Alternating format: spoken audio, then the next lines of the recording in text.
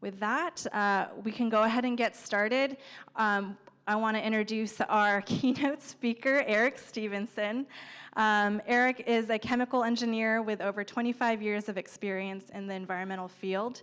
He has designed remediation systems, performed air pollution emissions permitting, testing, and monitoring, and as the current director of meteorology, measurement, and rules at the Bay Area Quality Management District. He manages the air monitoring lab, source tests, meteorology, quality assurance, data management, and rural development programs. It's a mouthful. Please welcome Eric Stevenson.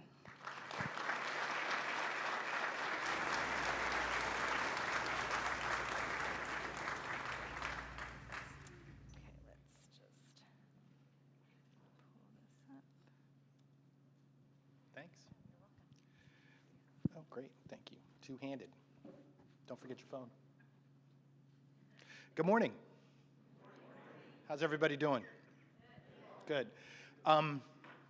First, thank you for letting me take up a half hour of your life, especially early in the morning. Hopefully you guys have had a ton of coffee because it's going to be a struggle for you all listening to me. I recognize that.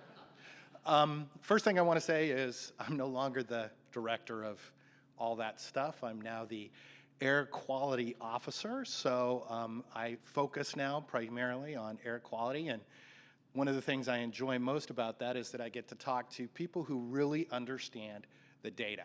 That's you guys, right? So as you move through the organization and do less and less real work, you start to really appreciate the folks who have a firm grasp of what the data are and what the data mean.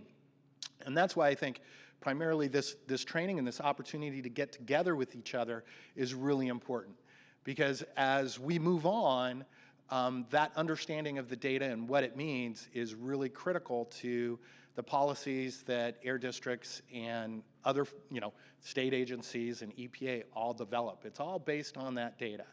So of course I'm not going to talk about what you do now. I'm going to talk a little bit more about those things that are coming down the pike that are going to change everything that you're going to talk about for the next 3 days. So on that note, I'll just go through the presentation and hopefully answer some of the questions that you guys might have about what we think the future is going to be like. So let me start off with what we've all been experiencing lately here in California, which is wildfires. That has had a huge impact on how the public perceives air monitoring and air monitoring data, because during these fires, they're all trying to figure out what the heck's going on and what sort of actions they need to take. And so that's why I'm going to focus a lot of today's discussion on wildfires, is because it's kind of that step into how the public starts to see us. Traditionally, we've kind of been in the background. We're doing all this stuff on the National Ambient Air Quality Standards, or NAAQS. But this is starting to make air monitoring much more visible. This and the creation of low-cost sensors have really brought air monitoring and air monitoring data into the public fore. And you'll see two beautiful bills here that well, one's a bill, one's an executive order. Yeah, I know. But kind of forcing where we go with our air monitoring and how we begin to plan for measuring things that we're not traditionally measuring. And that's Executive Order 5218 and, of course, Senate Bill 1260 that deal with prescribed burns. We'll talk a little bit later about everybody's favorite AB 617 and how that's going to change the way we look at things also. But if you guys were in Northern California in particular last year, you were impacted by all the fires that went on, and we saw some pretty unbelievable concentrations. And so that's how all of this came about.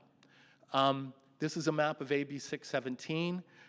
Right now, AB 617, which is kind of the refocusing of monitoring from the regional level that we all know and love at this point, right, to a much more highly spatially defined scale. So it's no longer, kind of this regional sort of representation of what air quality is, but it's looking at kind of the neighborhood block by block scale that our current technologies don't allow us to really get at. Right now, you've got an idea here with all the circles and stuff where those communities are. These are hyper-focused efforts in communities. In most of them, they're looking at monitoring at this point. In one of them in West Oakland, they're already to an emission control sort of strategy that reduces emissions and tries to reduce inequity in air quality so that everybody breathes kind of similar air. Okay, so let's start talking about fires. The reason I want to point out some of these things is we're all going to be dealing with a lot more prescribed burns, right? Because we all recognize that fires are going to be much more common now with climate change. EPA people, cover your ears. I didn't say that. So it's going to be, a much more common occurrence. We all recognize that with fire suppression being what it was, there's a lot of fuel on the ground, and so the way to get rid of that fuel is prescribed burns. And for the most part, most of us, there's a lot of dedicated staff that deal with prescribed burns, but we're all going to be... That's all right. I kind of like the Darth Vader theme. I find your lack of faith disturbing. Okay. So these were fires in 2017 that for us in the Bay Area really demonstrated a couple of things that you can apply to prescribed burns. And we'll talk about the plumes that we're seeing here on this loop.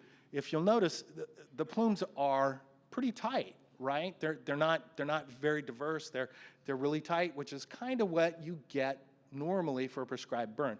Not quite to this extent. Hopefully there's not that amount of fuel load during your prescribed burn. But it demonstrates kind of the difficulties with dealing with this, right? Is that you never know exactly where those impacts are going to hit. And so part of what we're going to start dealing with as air monitoring professionals is trying to get out in front of this, predicting when we should burn, number one, and then trying to determine if there are impacts, what are those impacts, so that the public can get an idea of, hey, are prescribed burns good, so the impacts are minimized against me, or are prescribed burns bad because I'm feeling these impacts, right? So it's on all of us to make sure that we do this correctly. Okay, I put this in here because it's really cool. This is the campfire. This was in 2018, and it shows a couple days of what's going on. You can see that it just gets miserable throughout Northern California. So this is when it starts, nice narrow burn. Night comes and boom, it just gets nasty. So this is what we're trying to prevent with these prescribed burns. Okay, so usually as air monitoring folks, we're kind of in this everlasting battle with modeling folks, right? So the question is, why can't you just model these burns? Should be pretty easy, right? You know the area that you're going to burn. We should be able to model those impacts really well, right? Well, here's a pretty sophisticated model that ran during the campfire, and what we've got here is the modeled results are, the large colors, right? And the little circles are air monitoring stations, and they're all in the same colors. So, if the model were perfect, it would cover all those dots with the same color. And you can see that that isn't necessarily the case, right? Well, part of the problem with prescribed burns is, you're trying to estimate what those emissions are from burning a bunch of stuff. My staff is going, okay, that's number 2 where he resisted swearing. So you've got all this stuff on the ground, and you're trying to determine how much of that stuff is going to be emitted into the air, and then you can measure, you can model those impacts. Well, as you can see from this model, it's really difficult to achieve that, right? And so part of what the legislation and the executive order did was starting this process of trying to get better information so that you can plug it into models and make those models better. But who's going to get that information? Look to your left, look to your right. That's right, it's you guys. So, it's going to be a struggle to do all of that. How are you going to place monitors all around these things to try and get a good idea of what those impacts are? And then, if you use the PQAO model, how are you going to have, districts throughout the state taking those measurements in a consistent and overall representative way, right? Because the stuff that we measure in the Bay Area should be the same as what they measure in South Coast or Monterey or, anywhere. And so we've got to develop a whole bunch of systems to try and come up with a way to better measure these impacts with prescribed burns so that we can better model them and better forecast them and then better protect the public, which is everybody's kind of goal, right? Well, theoretically. This is where everybody nods. Yes, that's right. Okay, thank you. Where's the guy with the phone? Could you play that again? I'm friggin' Darth Vader. Come on, do what I say. Okay, so these are just, again, pictures of different impacts. They're not showing up too well up here, but if y'all come up here and look up here, it's great. And it kind of gives you an idea of 3 different sort of plume models. We've got in the middle the really nice narrow ones. The one over there, you see kind of this blob of stuff, right? Those are the ones we're trying to avoid. And then the last one over here is one that, is a little bit more typical. You get kind of a diffusion over across the area and you get a little bit more impacts. So, thank you to the Bay Area Air Quality Management District meteorological staff who managed to get me these things and put them on a slide, because heaven knows I wouldn't have been able to do it. Okay, so what kind of levels are we talking about here? What kind of impacts are we thinking about here? Well, here's what we saw in the Bay Area at a number of different stations located throughout the Bay Area. We have 35 of them, so we have pretty good coverage. This is during the North Bay fires, and you can see that one of our stations got above 400 micrograms per cubic meter. Okay, so that's pretty friggin' high, right? Number 3, for you counting at home. Now, if I ask most of the operators here, okay, your BAM's reading 400, 420, what does that mean, right? Well, most of you guys who have ever operated BAMs know that, well, stuff starts getting kind of gummed up at those levels, right? So, how accurate is that information, right? I mean, we pretty much know it's high, but how high? And it's you folks in the room who actually understand that, right? That this 400 level, probably, a little bit higher. Your BAM may be clogged up. Your pump may not be working. You may not be getting the appropriate cut that you think you're getting, right? And when you pass that information on, well, that level is that level. That number is that number to the majority of people, right? But to you guys, it means something a little bit more.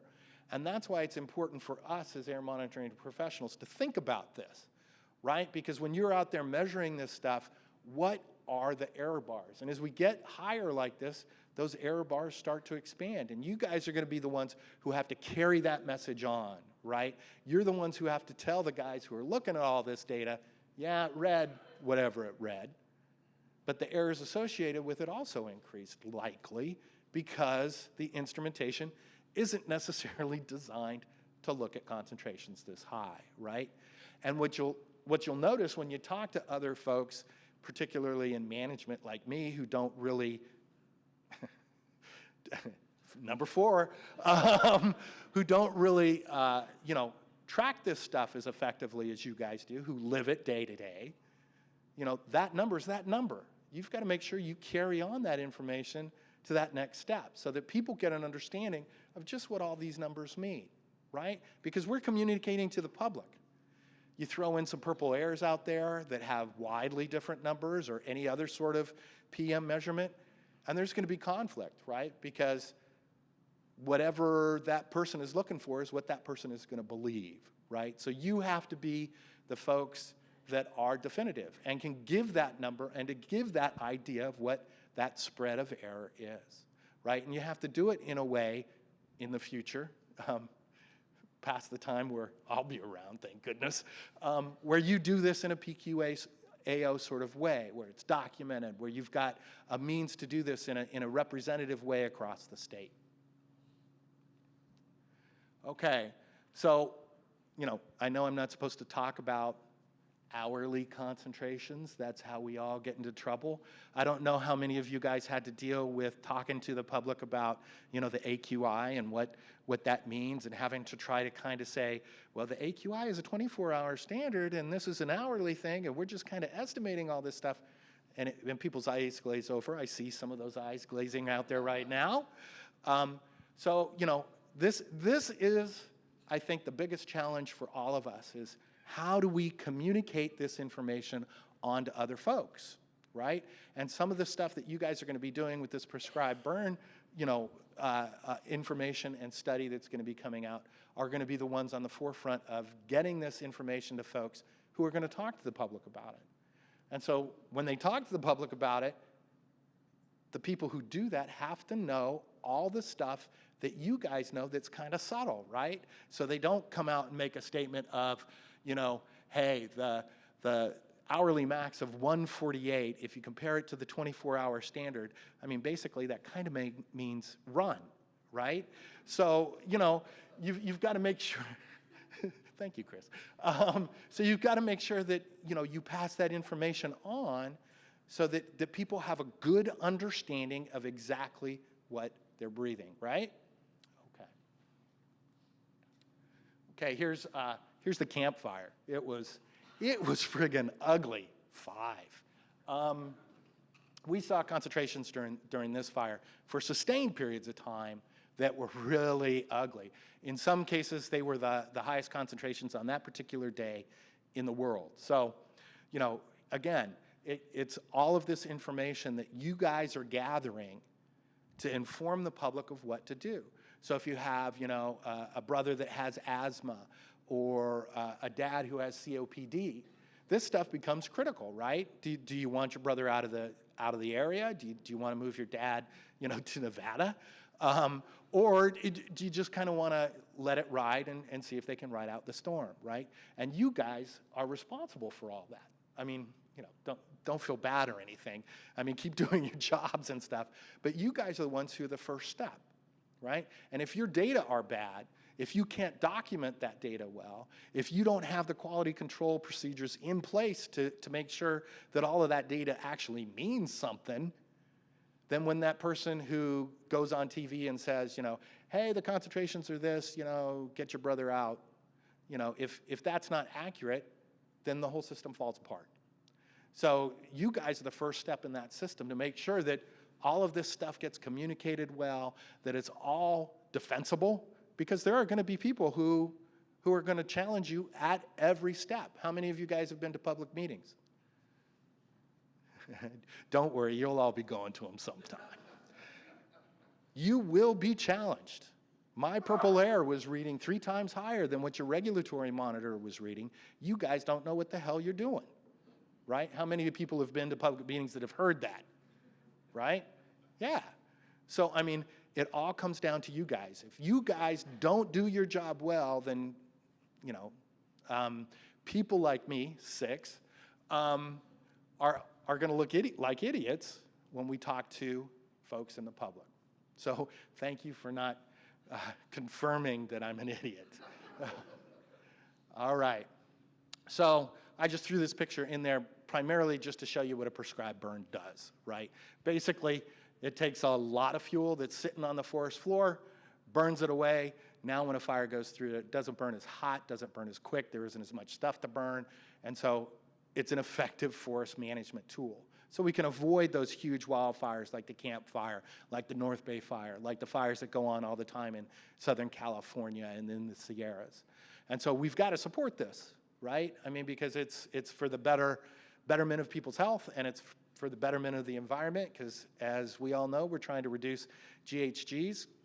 A couple forest fires like this, all our efforts go to waste, because, CO2 is generated by forest fires, right? All right. So now let's move into The other thing that's going to change your lives in the near future, AB 617. How many of you folks are lucky enough to be working on this right now? Oh, come on, raise your hands. We can see you crying. Don't worry about it. All right, so AB 617 actually is this is a personal opinion. It does not represent the views of the Bay Area Air Quality Management District. I think it's great legislation. It focuses us in on what people are breathing in their neighborhood, which I think is great.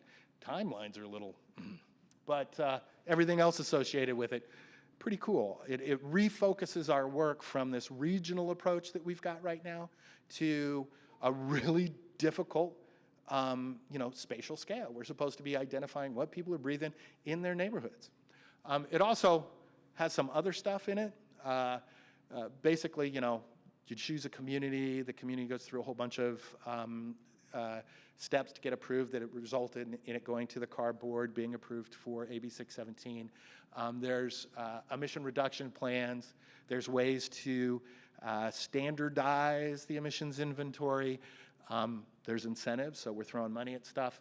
And of course, everyone's favorite, the BART Update Clearinghouse. Get used to the acronyms, best available retrofit control technology. But the most important in my mind, and I'm sure in all of your minds, is the monitoring portion. And I think that's, along with the emission reduction plans, really, really difficult to do. Hasn't been done before. Something that I will tell you, the rest of the nation looks at all of you guys and wonders number 7, how the heck are you guys going to do this, right? Because everybody wants to get at this neighborhood scale. So everybody's watching you guys to figure out how is this going to be done and how is it going to be done well. So let's take a look. All right, and this isn't, like the way it has to be. I'm not going to show you the 14 steps that CARB came up with. I'm just going to give you kind of a general idea of how this in some of our minds is going to be accomplished. Basically, you're going to be doing some sort of screening initially, right? Because right now you can't afford to throw monitors on every block, especially FEMs or FRMs, right? So you're going to have to do some sort of widespread screening to get to that local level. It can be conducted by y'all, or it can be conducted by the community, right? And you can also do stuff like other observations, how many trucks are there, things like that. So there are other ways to get at that information. But basically, you're going to have to screen stuff. It may involve mobile monitoring. That's a good way to cover a lot of area in a short amount of time. So maybe it'll include mobile monitoring. But, as air monitoring professionals, think about that for a second. What are the errors involved with that? How do you deal with the changes in background concentration as you drive across the city? How do you deal with those changing errors, right? Those are all things you guys are going to have to overcome. You could also throw out, a huge network of low-cost sensors. That's another way to do it. What are the errors involved with that? There's no calibration. You're not going out there with gases. There's no SOP for low-cost sensors. You just kind of throw them out there, let them run, and figure out how to deal with the data later, right? So how are you going to deal with that? How are you going to standardize that? How are you going to ensure that the measurements I take in the Bay Area are the same as the measurements they take in Placer, or the measurements that a community group does in Sacramento, right? That's the whole point of PQAO training and standardization of methodologies and procedures, so that we all get the same answer at the end of the day, or at least similar answers, right? One of the other things that might happen in the future, satellites. Okay, great spatial coverage, but I don't know about you guys, but my district doesn't have a couple billion laying around to throw some satellites in there. Maybe South Coast does. Don't know, those guys. How many of you guys are from South Coast? Raise your hands. Love you guys. Okay, but one of the other things that's going to become, thank you, one of the other things that's going to become really important is your fixed site monitoring networks are going to become anchors, right? So if there's a problem with your fixed site network, that stuff is going to propagate all over the place. right? If you have low-cost sensors, if you have mobile technology, if you have satellites, doesn't matter. It's all going to be anchored by the stations you guys operate now. So if you don't do it well and you screw it up, everything else kind of falls apart from there. 7, by the way. Okay, so once you get done with the screening, what's next, right? You're not going to have the answer from that screening, most likely, right? Because we've got some errors there. So now we've got to try and identify those sources that are causing those disproportionate impacts within that community. So now what are you going to do? Well, now's when you get to take out your more standardized techniques and try and focus more on what the issues are on that really hyper-local level, right? How am I doing with talking with my hands? That's why I've got the microphone in one, so I can kind of do this. Anyway, so now you go out with your SAS samplers or your GCs and try and determine, okay, what source is the cause of this? Now, in West Oakland, where we're doing an emission reduction program, the modeling indicates that the disproportionate impacts are on the order of a microgram or 2 for PM2.5.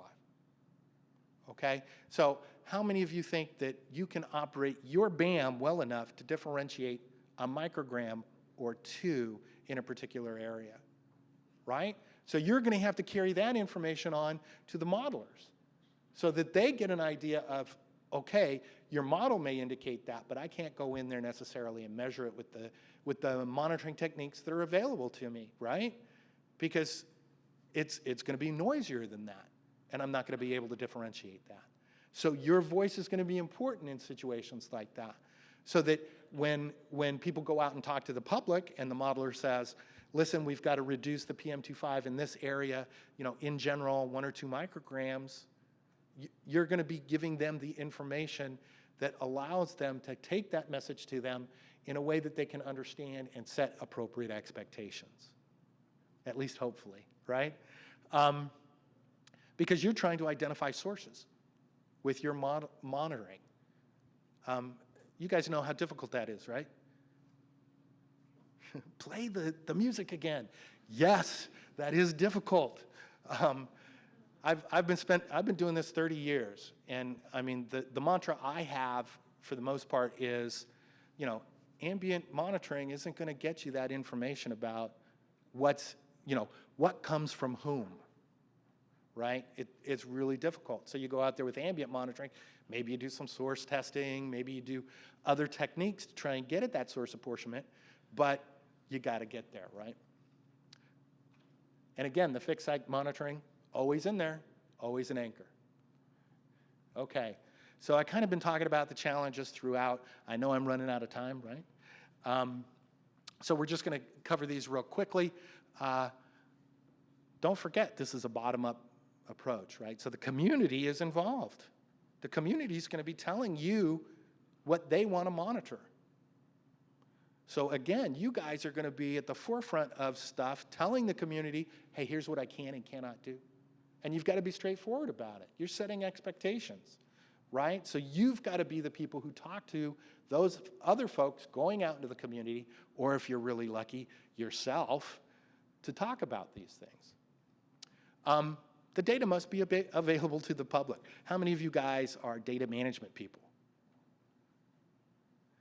They're all sitting in the back crying because they got to try and figure out how these billions of data points are going to get into their systems, and more importantly, how you're going to get them out, right? It's hugely complex, and it's going to require some planning, right? You're going to have to look at you and your teams are going to have to look at your resources and figure out how you're going to do all this. Number 8, stuff in an effective and an efficient manner, right? With the budgets and the resources that you all have. That's a huge challenge.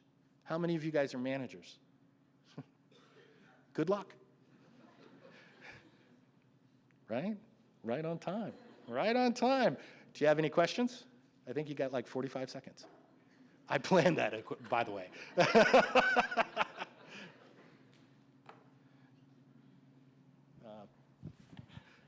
Hey, earlier on you said you saw in the Bay Area concentrations from the wildfires 450 micrograms. And a typical outcome of that is samplers get gummed up. Did you guys experience that? And if so, what are you thinking of any policies and procedural changes so that your instruments don't shut down during these big events? Yeah, we experienced that. In fact, I drove up to one of the stations to fix it, you know, to try and fix it myself. Thank God I had a qualified person on the end of the phone telling me what to do. And Mike, yeah, we're trying to come up with policies and procedures to deal with that. Part of the problem is too, you know, you don't want to be sending your staff out into a fire zone. Now, some of my team, they're dedicated. They'll go into burning buildings to fix a 9 friggin' BAM, right? But it's trying to weigh, you know, how can you go into an area that's 450 micrograms and keep it running and still have staff safety? You know, you don't want to put them in half masks or anything like that, but you want to get that information out to the public at the same time. So you've got to do a balancing act, and we're trying to come up with that in a way that protects our staff and at the same time gets people that information, right? I have to say that, you know, CARB has been really helpful on that because they get the EBAMs out there. So as stuff goes down, usually you're lucky enough so that everything isn't falling apart all at once. But yeah, that's a huge challenge for us, Mike. Just one question. Winner! Thank you.